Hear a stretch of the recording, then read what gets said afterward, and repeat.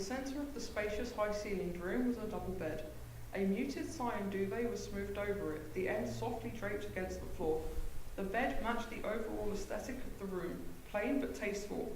Against one cyan wall sat a blocky, nondescript desk with an enormous mirror suspended above it. It was strangely bare. Beside that was a metal-wheeled cart, each tier stuffed to the brim with brightly coloured tubes, glass bottles and pallets of a myriad of sizes and types.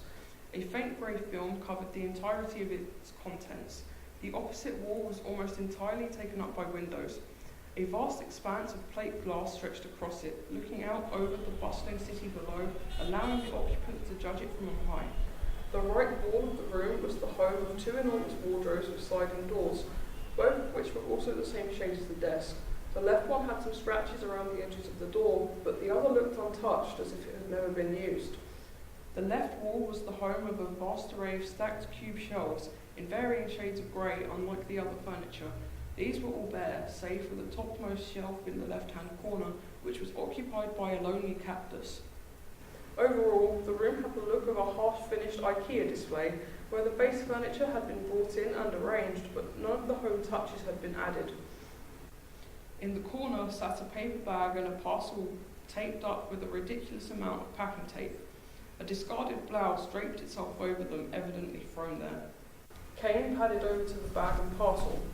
He reached into the bag and pulled out a pair of jeans, a green and black plaid shirt, and a pair of sneakers, which were made, rather impractically, of black suede with a rubber toe cap. He dug his fingers under the packing tape until he could prise it off the parcel and pulled open the flaps. Inside, wrapped in several swathes of bubble wrap in a separate plastic bag, was something that looked like a crop top. He removed it from its packaging, then took the clothing over to the mirror. He placed the clothes on the desk after pulling off the Kimball tags and took a step back. He gazed at himself, his stormy sea-coloured eyes piercing his own soul.